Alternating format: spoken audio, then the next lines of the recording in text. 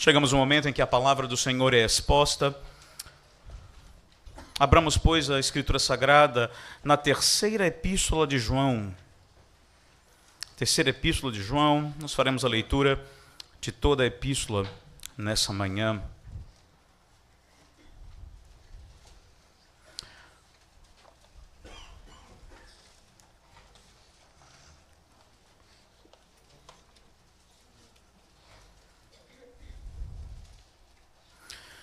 Terceira epístola de João.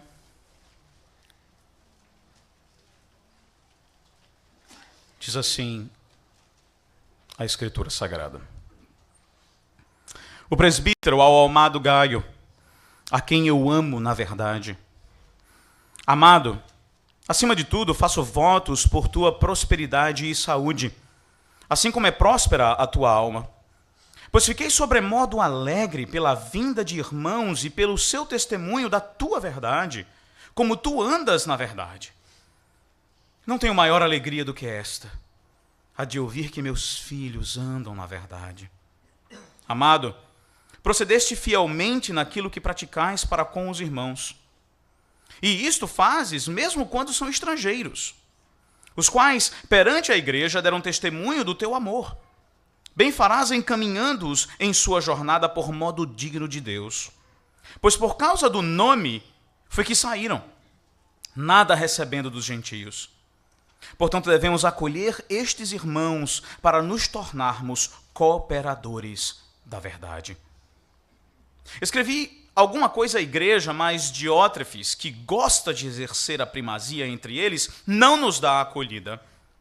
Por isso, se eu for aí, far-lhe-ei lembradas as obras que ele pratica, proferindo contra nós palavras maliciosas.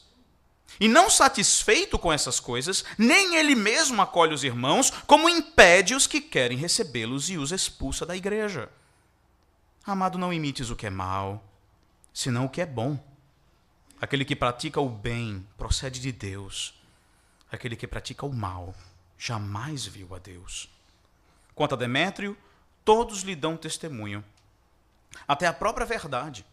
E nós também damos testemunho, e sabes que o nosso testemunho é verdadeiro. Muitas coisas tinha para te escrever, todavia não quis fazê-lo com tinta em pena. Pois em breve espero ver-te. Então conversaremos de viva voz. A paz seja contigo. Os amigos te saúdam. Saúda os amigos, nome por nome. Amém. Oremos, meus irmãos. Santo Deus, a tua santa palavra foi lida e nesse momento, quando nós desejamos escutar a tua voz, Pai, nós te rogamos que o Senhor nos ajude a concentrar. Talvez os nossos corpos ainda estejam cansados de uma semana laboriosa, talvez algum acontecimento recente, talvez uma enfermidade de um parente nos faça desconcentrar, e nós te rogamos, ó Deus, que nesse momento tão crucial para as nossas almas, que o Senhor nos torne atentos, desde o maior até o menor, e que nós possamos nos deleitar na tua santa palavra. Aponta-nos o nosso Senhor Jesus Cristo, ó Deus, e pelo poder do teu Santo Espírito, nos faz desejar sermos mais parecidos com Ele à medida que percorremos esse texto que o Senhor nos deixou. É o que nós te rogamos, Pai, no nome de Jesus. Amém. Você já percebeu como nós gostamos de perfeição? Desde da manifestação artística mais prestigiosa, mais pristina, como obras de Michelangelo, como esculturas muito bem feitas e muito bem desenhadas, até aquela reforma do seu banheiro na sua casa. Você gosta que tudo esteja perfeito. Veja você, por exemplo, dono de casa. Depois que você limpa, passa o pano na sua casa, deixa ela brilhante, aí veio o seu filho com o pé cheio de areia e de lama. O que é que você faz? Você já consegue ver, né, garoto, aquela chinela voando na sua direção. Porque a sua mãe gosta de ver a casa dela limpinha, perfeitinha. Nós gostamos de perfeição. Mesma coisa acontece com você, não é, homem? Você, quando está fazendo aquele reparo na sua casa, a água está caindo lá daquela torneira há tanto tempo, há 2 meses atrás a sua mulher pede para você trocar, e finalmente você cria coragem, compra as ferramentas, compra o material e você começa a fazer o reparo daquela torneira. E você põe o vé da rosca, você tira tudo aquilo que poderia, porventura, estar atrapalhando no fluxo da água e recoloca tudo. E quando você liga de novo, a água do banheiro, você começa a enxergar aquelas gotinhas pingando de novo. O que é que você faz? Você deixa do jeito que estava? Não. Você vai lá, desfaz tudo o que você fez e faz de novo. Por quê? Porque você gosta de perfeição. Você gosta que as coisas funcionem de maneira adequada. Você que gosta de cozinha, é a mesma coisa assim com você. Você gosta daquela comida quando ela sai com o sabor exatamente que você experimentou lá na casa da sua avó. Você segue a receita, compra os ingredientes e você se esforça, se esmera ao máximo. E se não fica com o mesmo gosto, acabou o seu dia. Você fica decepcionada, talvez até por semanas, porque a gente gosta de perfeição. Agora, você já experimentou aplicar isso à igreja? Você gosta de igreja perfeita? Na verdade, a pergunta é, você já viu alguma? Quando nós olhamos para esse texto aqui, meus irmãos, na terceira epístola de João, o que nós claramente percebemos é que esse nosso desejo por perfeição, essa nossa paixão por ver as coisas perfeitinhas e organizadas e funcionando de maneira adequada, ela pode sofrer e nos trazer grande dano quando nós colocamos as expectativas na igreja. Porque a realidade é que desde o período apostólico até os períodos presentes, a igreja sempre teve problemas. A igreja sempre enfrentou dificuldades. Mesmo a presença apostólica não foi o suficiente para evitar que a igreja experimentasse dificuldades. Talvez você já esteja pensando, bom, pastor, mas então isso quer dizer que a gente simplesmente deve aceitar tudo que está ao nosso redor? Aceitar os problemas que a igreja enfrenta? Não. O que esse texto vai nos ensinar nessa manhã, meus irmãos? É o que nós precisamos entender de que sempre houve dificuldades na igreja. Entretanto, nós precisamos estar alertas e precisamos estar prontos para combatê-los e superá-los. É isso que esse texto ensina para você nessa manhã. O seu desejo e a sua paixão por perfeição não vão se concretizar na igreja até o Senhor Jesus Cristo voltar. Sempre houve dificuldades na igreja. Entretanto, nós precisamos estar alertas e prontos para combatê-los e superá-los.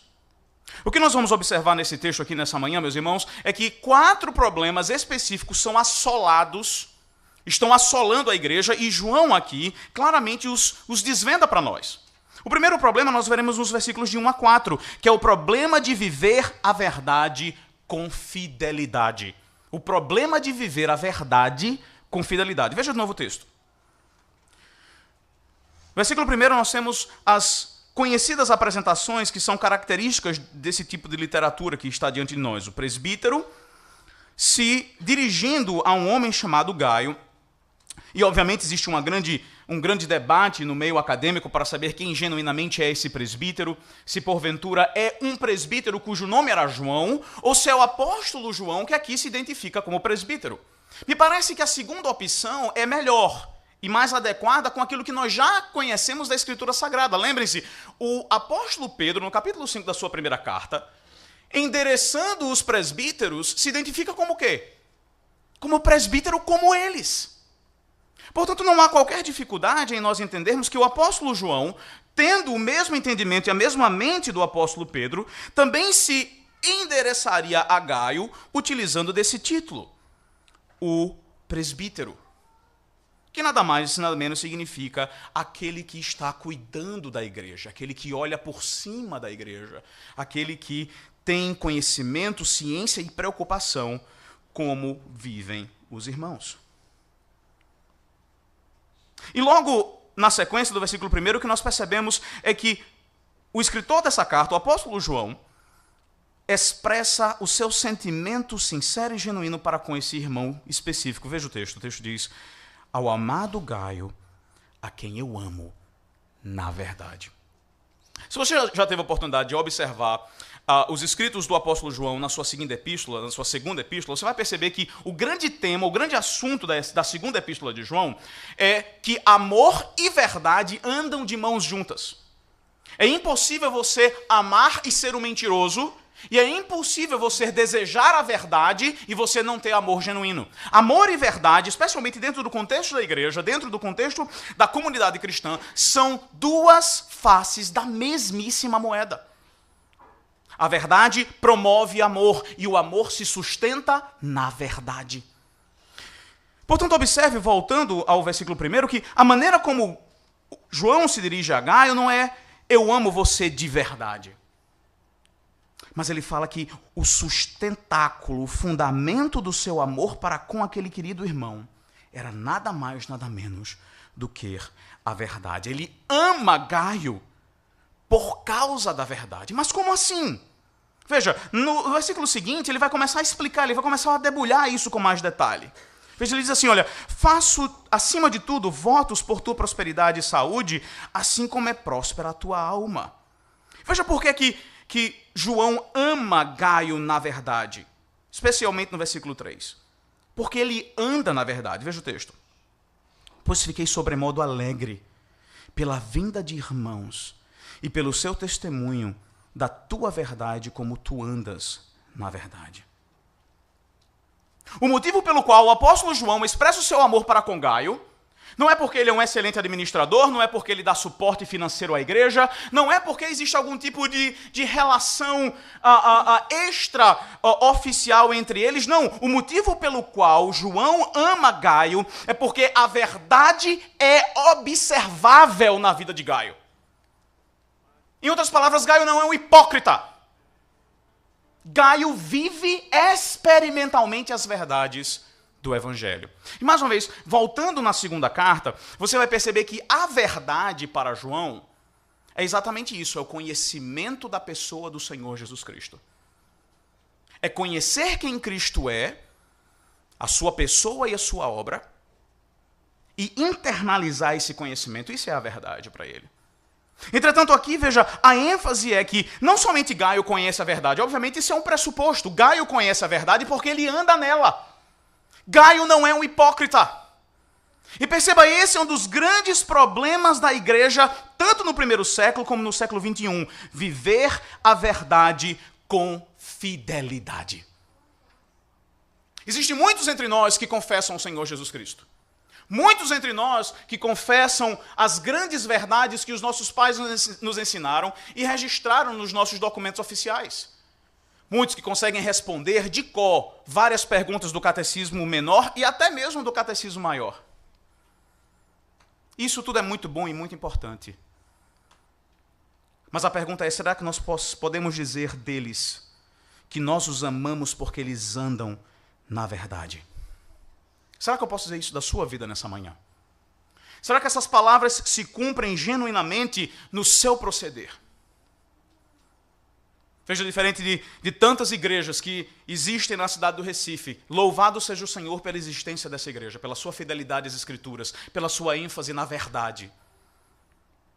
Mas percebam que nós, meus irmãos, podemos ser o grande motivo pela destruição dessa igreja, se porventura conhecemos a verdade e nela não andamos.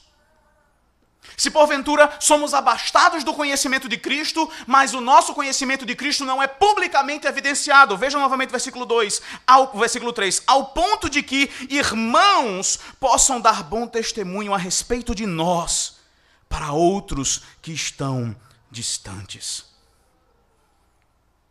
E é exatamente por isso, no versículo 2, que ele roga, ele pede para que a alma dele goze de prosperidade e saúde. A semelhança de como próspera é a sua alma. Como próspera é a sua alma, meu irmão? Ao contrário dos discursos de prosperidade que marcam o baratismo do evangelho nos nossos dias, não me importa a prosperidade dos seus vencimentos, não me importa a prosperidade da sua conta bancária. A minha pergunta nessa manhã, a pergunta da Escritura Sagrada para mim e para você nessa manhã é: quão próspera é a sua alma? Você tem andado na verdade? As doutrinas que você tem aprendido diariamente e dominicalmente aqui do púlpito dessa igreja têm impactado a sua vida? tem transformado o seu caráter, tem moldado o seu pensamento, tem feito você um marido melhor, uma esposa melhor, tem feito você um filho obediente, uma filha obediente, tem feito você um excelente aluno para a glória de Cristo, seja a instituição na qual você estuda, você anda na verdade, quão próspera tem sido a sua alma, meu irmão. O grande problema da igreja no primeiro século era viver a verdade com fidelidade. E o problema continua. A perfeição da igreja somente quando o Senhor Jesus Cristo voltar. Sempre houve dificuldades na igreja, mas nós precisamos estar alertas para combatê-las e superá-las, e essa é uma delas. O versículo 4 nos dá uma grande motivação para nós andarmos na verdade. Sim, porque andar na verdade é difícil. Andar na verdade levanta inimigos, andar na verdade levanta críticos, andar na verdade levanta opositores. Mas veja o versículo 4.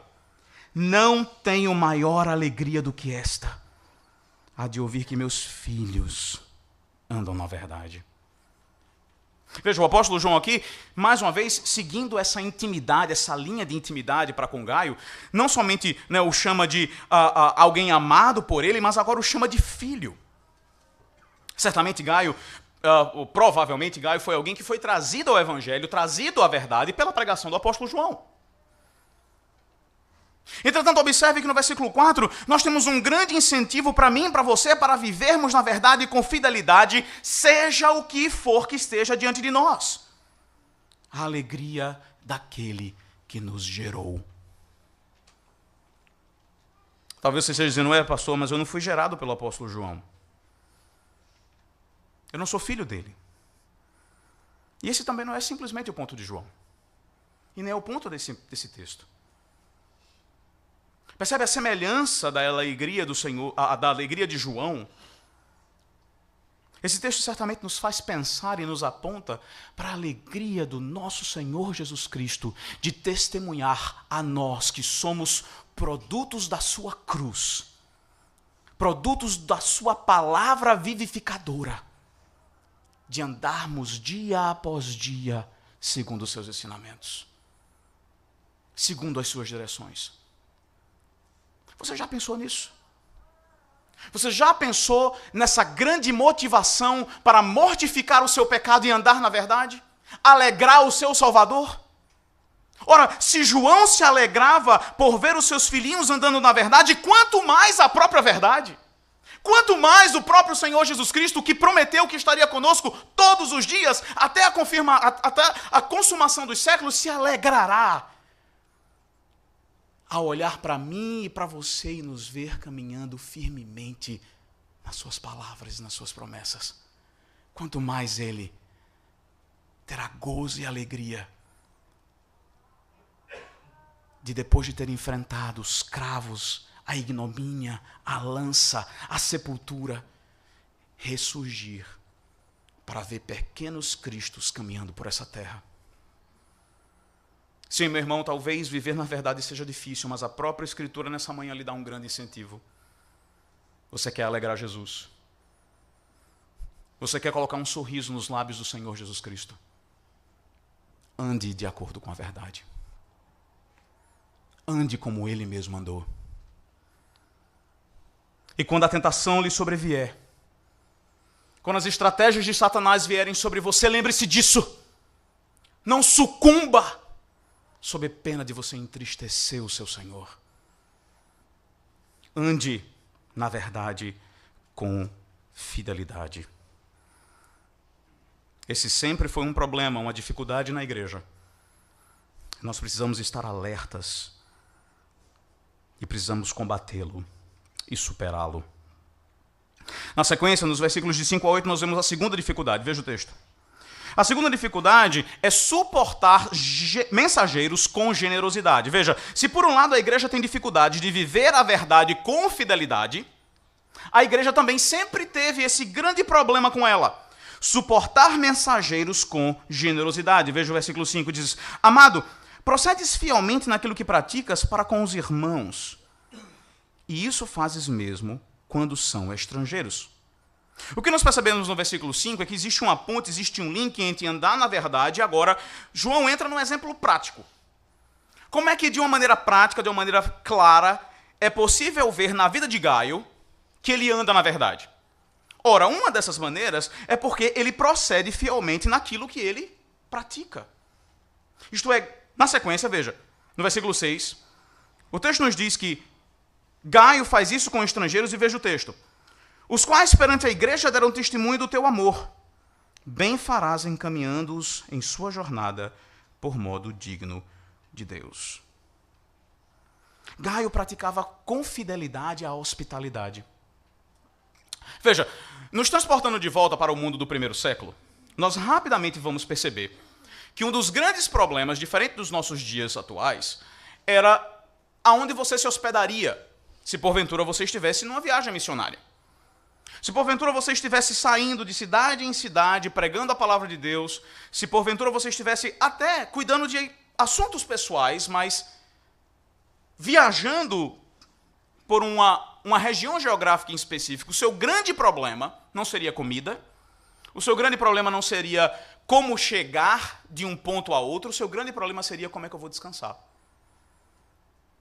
Diferente dos Tulip Inns que nós temos hoje, não é? Ou até mesmo das simples pousadas, aquilo que funcionava como certas lugares de guarida para pessoas no primeiro século, geralmente não eram locais muito apropriados. As hospedarias eram famosas por roubarem os seus hóspedes, eram famosas por muitas vezes sequestrá-los na expectativa de que algum parente pagasse um resgate. Em outras palavras, se você fosse um crente no primeiro século, você teria grande dificuldade para achar um local para se hospedar, exceto se você encontrasse irmãos generosos diante de você. Irmãos que estivessem dispostos não somente a confessar Cristo com a sua boca, mas a confessar Cristo também com seus bolsos. E que estavam dispostos a sustentar e a manter mensageiros, recebendo-os em suas próprias casas. Veja que coisa extraordinária, veja o texto. Ele diz assim, no versículo 7, no versículo 6, mais uma vez. Bem farás encaminhando-os em sua jornada por modo digno de Deus. Eles tanto eram recebidos do modo digno de Deus, como também o apóstolo João encoraja Gaio a dispensá-los, a encaminhá-los de modo digno de Deus. Tanto no seu recebimento, como também na sua despedida, eles eram generosamente tratados. Em muitos círculos é muito comum pensar que dispenseiros do evangelho, nos dias de hoje, abraçam votos franciscanos. Eles não precisam comer, beber, nem vestir. Eles não têm filho para cuidar, não têm esposas para sustentar.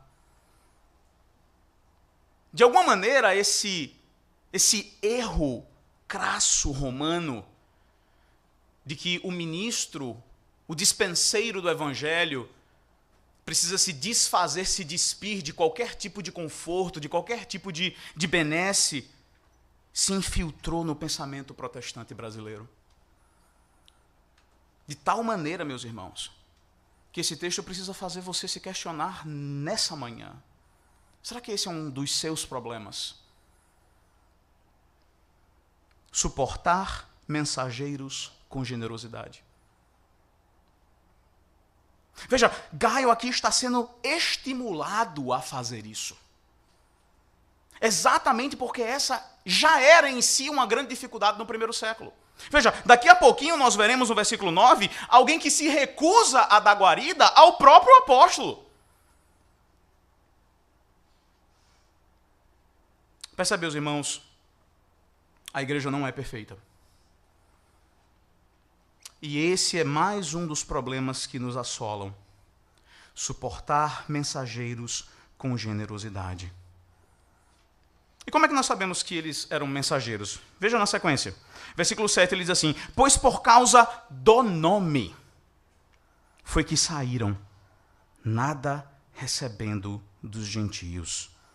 Portanto, devemos acolher esses irmãos para nos tornarmos cooperadores da verdade. Veja, o motivo pelo qual esses homens estavam marchando, estavam viajando de cidade em cidade, era por causa do nome. A sua função, a sua missão era espalhar o nome. De quem? Do Senhor Jesus Cristo, nosso Senhor e Salvador. Perceba mais uma vez, o que o texto nos aponta, o que o texto nos direciona, é de que Gaio está sendo aqui fortemente estimulado para que ele suporte mensageiros do Evangelho com toda generosidade. Eu sei que esse é um assunto tabu nas igrejas. Mas, infelizmente, nós precisamos tratar dele, porque a Bíblia trata dele. Falar de ofertas e dízimos, e se você nos visita nessa manhã, saiba que eu também sou um pregador visitante. Então, essa não é a tônica dessa igreja. Entretanto, quando nós trazemos esse assunto a lume, parece que existe uma certa dificuldade de falar sobre ele, como se as Escrituras não tratassem sobre isso.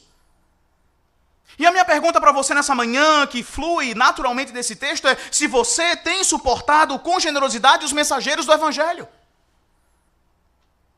Essa tem sido a sua marca. Você tem lutado com isso. Você tem servido ao Senhor, tanto com a sua vida, como também com os seus bens. Tem sido sua preocupação saber se o mensageiro desta igreja tem sido fielmente sustentado, tem tido as suas necessidades supridas. Tem sido uma preocupação sua o sustento de outros mensageiros do Evangelho, suportando missionários, mantendo-os vivos no campo. Eles estão lá por causa do nome. E as Escrituras nos dizem nessa manhã, veja o versículo 8 mais uma vez, veja o imperativo: nós devemos acolher esses irmãos. O imperativo continua. O imperativo continua ecoando ao longo dos séculos. E chega a nós aqui no século 21. E se nós, porventura, não nos encaixamos nesse padrão e nesse grande estímulo que Gaio escuta do grande presbítero, certamente nós devemos corar de vergonha nessa manhã. Porque nós estamos sucumbindo a esse segundo problema que assola a igreja. O problema de suportar mensageiros com generosidade. Você quer um incentivo? Você quer um incentivo para ofertar com generosidade na igreja? Você quer um incentivo para genuinamente se preocupar e se certificar de que mensageiros estão sendo sustentados com generosidade? Veja o finalzinho do versículo 8. Porque quando você faz isso, você se torna cooperador da verdade. João volta para o seu assunto mais precioso, a verdade. O conhecimento do Senhor Jesus Cristo e a aplicação desse conhecimento em cada área da nossa vida. Quando você coopera com generosidade, diz o texto, você se torna cooperador da verdade. Talvez esse seja um dos seus grandes problemas aqui nessa manhã. Você ama o Evangelho, mas talvez você se sinta tímido demais, incapaz demais. Talvez você não se sinta nem capacitado o suficiente para comunicar o Evangelho de uma maneira pública, de uma maneira extensiva e ostensiva. Mas essa manhã a Escritura lhe lembra do que você pode fazer. Talvez o Senhor não tenha te dado o dom da oratória, talvez o Senhor não tenha te dado o dom do ensino, mas você pode se tornar cooperador da verdade quando você suporta mensageiros com generosidade. Esse era o segundo problema que afetava a igreja e que continua afetando a nossa igreja. Porque sempre houve dificuldades na igreja, meus irmãos. Entretanto, nós precisamos estar alerta para essas dificuldades. Precisamos combatê-las e superá-las.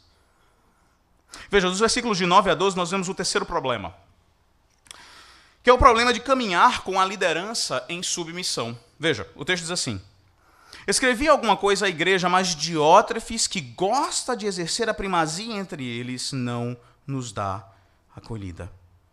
O que nós temos aqui é o problema descrito diante de nós.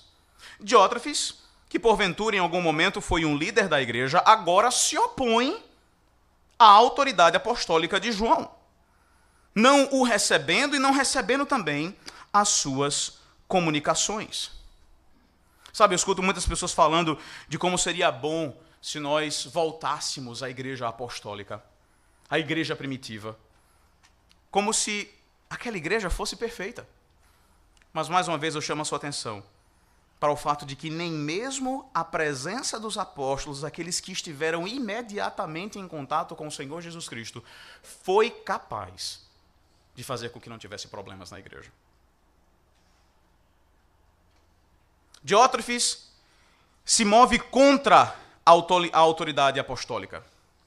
Parece que Diótrefes é movido por algum tipo de ganância por poder. E veja, ele não somente se opõe a João. O versículo 9 nos faz entender que ele se opunha a João e se opunha às suas instruções. Aquilo que João queria comunicar, escrever às igrejas, não eram entregues a Diótrefes, não eram entregues a eles, porque Diótrefes se opunha. Diótrefes não era submisso à autoridade apostólica. A autoridade de João, como apóstolo do Senhor Jesus Cristo, já certamente havia se firmado e se estabelecido na igreja, todos os conheciam, todos sabiam que ele era aquele que havia reclinado a sua cabeça nos ombros do Senhor Jesus Cristo naquela última ceia, todos sabiam que ele era aquele de quem o Senhor Jesus Cristo disse a Pedro: que te importa o que vai acontecer com ele? Você seja fiel. Se ele for viver, se for para ele viver até que eu volte, até o fim do mundo, o que te importa isso? Seja você fiel.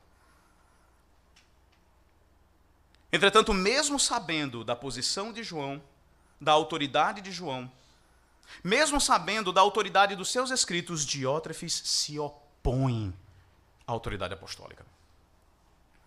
Diótrefes encarna esse terceiro e terrível problema, que é caminhar com a liderança em submissão. E sabe, meus irmãos, esse não é um problema diferente dos nossos dias. A igreja continua sendo assolada por aqueles Diótrefes modernos. Veja, os Diótrefes modernos agora, eles se demonstram, eles se apresentam, não necessariamente se opondo publicamente aos ensinos daqueles que ministram perante a igreja, mas se opondo veladamente.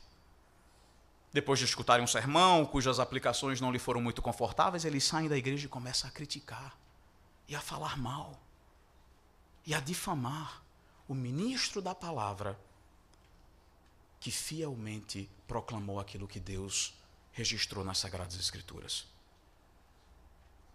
Os Diótrefes modernos são aqueles que não necessariamente se opõem verbalmente, mas se opõem na sua vida.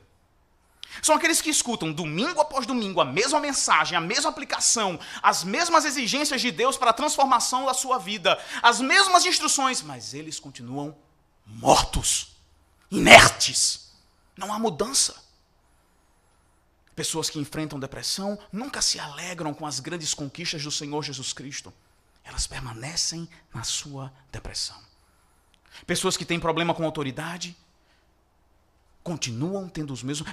Pessoas que têm problemas com ira continuam estourando com facilidade. Domingo após domingo, elas escutam as aplicações e as instruções e os ensinamentos. Entretanto, os seus corações duros e de pedra fazem com que elas sejam Diótrefes modernos, se opondo à liderança que o Senhor levantou na igreja. Esse é o terceiro problema. Caminhar com a liderança em submissão.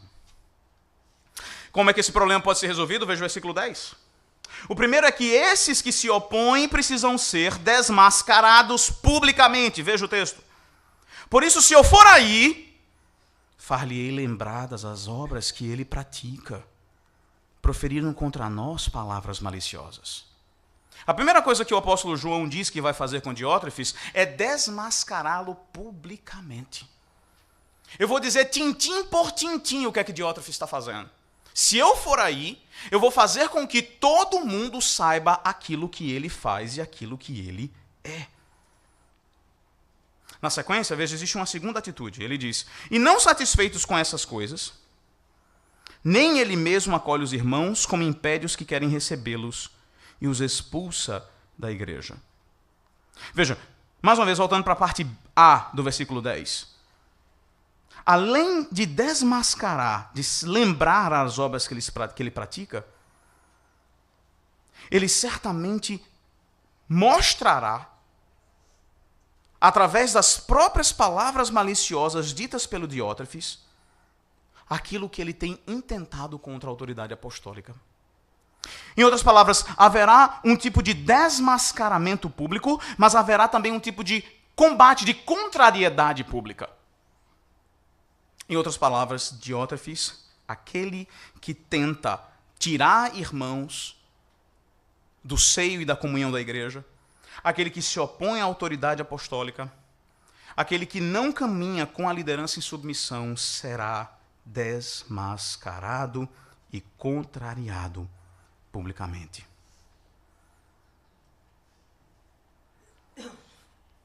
Mas como é que nós podemos reagir? Além dessas atitudes mais enérgicas, mais imediatas, vejam, na sequência o texto diz que nós devemos fazer exatamente o oposto. Versículo 11, ele diz assim para Gaio: amado, não imites o que é mal. Não faça isso. Não seja um Diótrefes. Aquele que pratica o bem procede de Deus. Aquele que pratica o mal jamais viu a Deus. João aqui volta para um tema muito comum nas suas cartas, que é a ideia de profissão, de confissão ser congruente com a sua prática. Aquele que confessa ao Filho, ele vive de maneira X, mas aquele que vive de maneira Y e ainda insiste em confessar o Filho é mentiroso e a verdade não habita nele. Esse é um tema constante em 1 João, e aqui ele aplica isso de uma maneira clara a Gaio, dizendo: não imite Diótrefes, antes pelo contrário. Como conheço o seu proceder, como você conhece ao Senhor, aquele que pratica o bem declara a sua procedência. Faça o oposto. O mesmo no versículo 12 é dito a respeito de um outro personagem chamado Demétrio. Veja, quanto a Demétrio, todos lhe dão testemunho, até a própria verdade. E nós também damos testemunho, e sabes que o nosso testemunho é verdadeiro. Existe aqui entre os acadêmicos um grande debate a respeito de quem é Demétrio. Entretanto, me parece que a melhor explicação é que Demétrio é exatamente alguém que se opõe a Diótrefes, que ocupa um lugar de liderança na igreja, entretanto, mas que Gaio não sabe quem é. Gaio está precisando de algum certo tipo de referência. E no intuito de dar boas referências acerca de Demétrio, o apóstolo João se utiliza desse contexto de sua carta e diz: olha, contrário de Diótrefes, em Demétrio você pode confiar, porque todos lhe dão bom testemunho, até a própria verdade. Percebe? Um antídoto para caminhar com a liderança em submissão. O antídoto para a oposição e a insubmissão para com as autoridades que Deus levantou na igreja é caminhar na verdade. Se porventura a liderança caminha na verdade, os membros caminham na verdade, elas estarão harmoniosamente se relacionando sempre. Não haverá problemas entre elas. Porque ambas habitam na verdade e ambas buscam a verdade. Caminhar com a liderança em submissão pode ser experimentado quando todos nós andamos na verdade. Viver a verdade com fidelidade, suportar mensageiros com generosidade, caminhar com a liderança em submissão são todos problemas dificuldades que sempre existiram na igreja, meus irmãos, e nós precisamos estar alerta para eles. Precisamos combatê-lo. Precisamos superá-los. Na parte final do texto, o que nós percebemos é uma quarta e última dificuldade. Veja, o texto diz: muitas coisas tinhas que te escrever, todavia não quis fazê-lo com tinta em pena, pois em breve espero ver-te, e então conversaremos de viva voz. Existe uma grande discussão se o apóstolo João aqui estaria expressando uma expectativa ou uma certeza. E, de fato, é muito difícil para nós, mesmo através da análise da gramática grega, chegarmos a uma conclusão específica, a uma conclusão precisa nesse debate. Mas tem uma coisa aqui que a leitura simples da própria língua portuguesa desse texto não permite que nós neguemos. E é o fato de que João deseja ardentemente ver esse irmão. Veja, ele já havia expressado o seu amor logo no início da carta, e ele conclui agora com esse tom amoroso, ardente, característico do apóstolo, que é conhecido como o apóstolo do amor. Ele tem o desejo de estar presente no meio da igreja. E percebe, meus irmãos, esse é o quarto problema que sempre assolou a igreja e continua assolando. É a ausência de amor corporativo no meio daqueles que se identificam como redimidos pelo Senhor Jesus. O quarto problema é viver na igreja com extremo amor. E uma das maneiras como nós podemos evidenciar e experimentar esse extremo amor que caracteriza a vida da igreja é o desejo de estar presente na igreja. Vir à igreja não se torna uma atividade obrigatória, bater o cartão, fazer algo através da qual eu vou mostrar para as pessoas que eu estou fazendo aquilo que me é obrigado. Não, existe um desejo ardente, uma expectativa que queima o coração de João de estar presente, de ver Gaio e conversar com ele viva voz.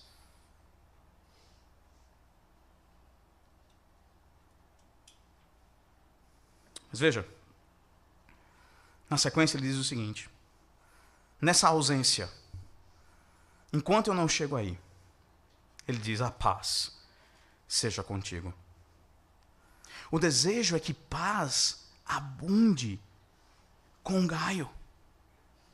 Ora, basta nós analisarmos de uma maneira mais precisa, de uma maneira mais demorada, a teologia do apóstolo João ao longo de suas cartas e do seu evangelho, para nós entendermos que aqui há uma clara referência à obra do Espírito Santo de Deus.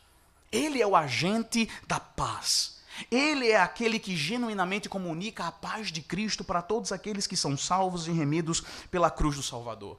Em outras palavras, dentro da teologia do apóstolo João, quando ele deseja que a paz seja contigo, ele está desejando que o Espírito Santo de Deus, que somente ele pode comunicar a paz que existe no Cristo somente, possa genuinamente estar com aquele irmão. Percebe essa segunda demonstração desses entranhados afetos de misericórdia que precisam caracterizar a vida dos crentes? Não somente o desejo de estar presente, mas a oração constante para que nossos irmãos abundem na paz do Espírito e na unção do Espírito. Veja na sequência. Veja a linguagem afetuosa que é utilizada no final da carta. Os amigos te saúdam. Saúda os amigos, nome por nome. É óbvio que João aqui está falando de pessoas que lhe são íntimas, mas também é óbvio que ele está falando de pessoas que são suas ovelhas. Mas ele trata as suas ovelhas assim como o seu Salvador o tratou. Lembra-se quando o Senhor Jesus Cristo disse que vós sois meus amigos, quando fazeis o que eu vos mando.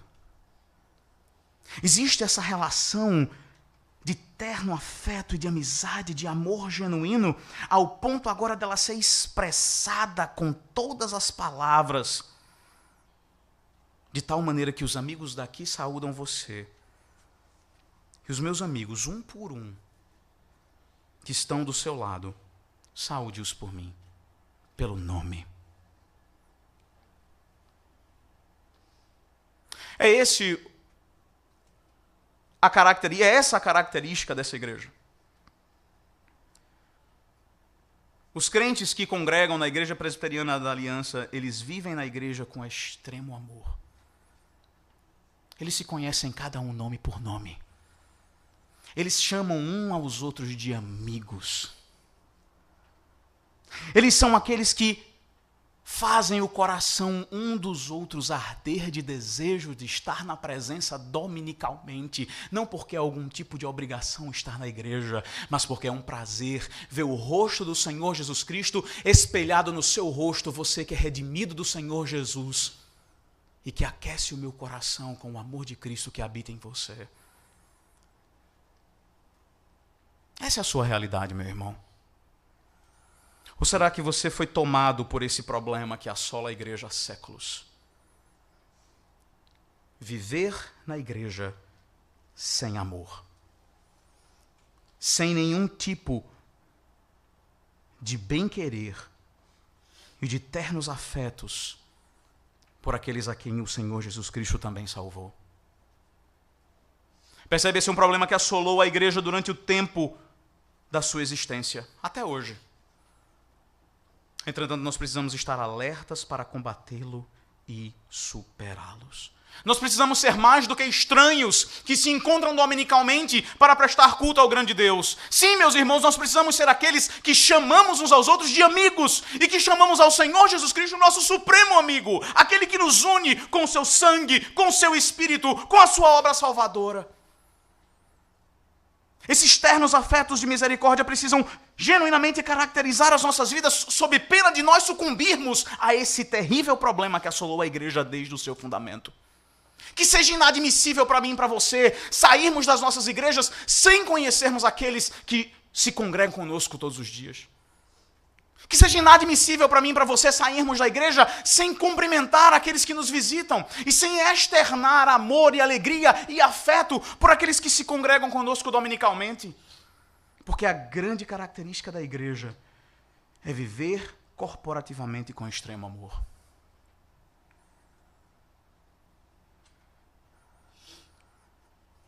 Nós gostamos de perfeição, mas perfeição só será atingida quando o Senhor Jesus Cristo retornar. Sim, como nós lemos lá em 1 Reis hoje, quando ele voltar, de Dan até Berseba reinará paz. Cada gota de pecado que habita em nós será extirpada para todo sempre. Nunca mais lutaremos com os nossos egoísmos, com as nossas inconsistências, com as nossas grosserias, com a nossa indiferença. Mas até lá, os problemas que existem na igreja são um reflexo dos pecadores que aqui congregam. E nós precisamos estar alertas para eles. Nós precisamos estar prontos para combatê-los.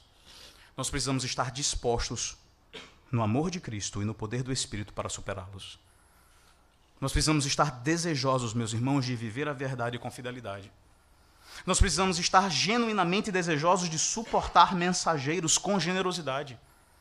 O nosso coração precisa arder para caminhar com a liderança dessa igreja em submissão, não sendo diótrefes, não nos opondo, mas ouvindo e abraçando aquilo que nos é instruído. E nós precisamos ter as nossas almas desejosas de viver na igreja com extremo amor.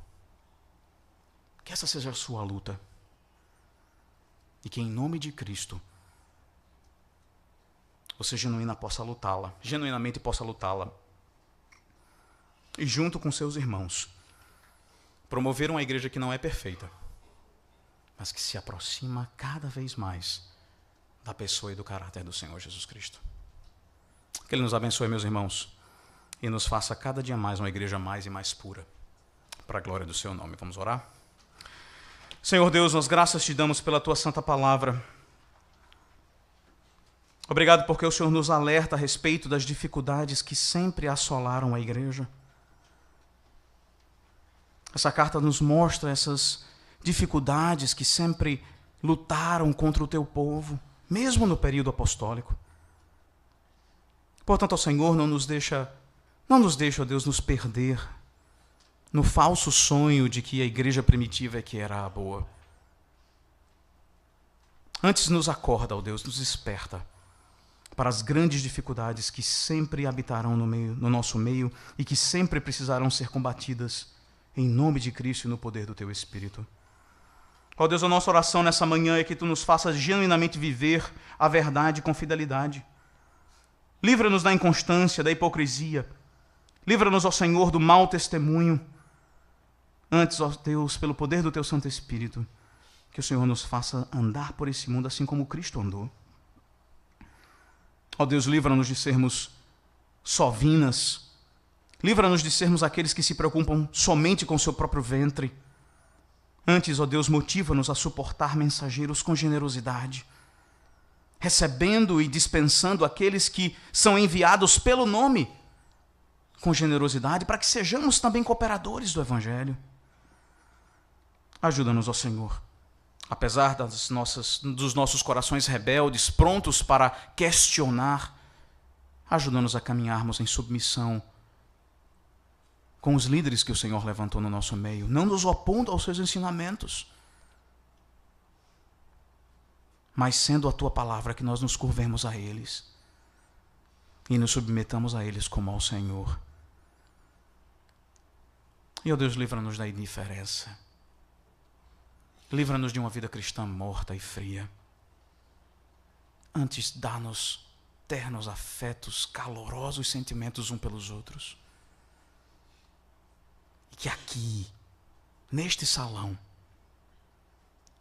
estejam genuinamente aqueles que são nossos amigos.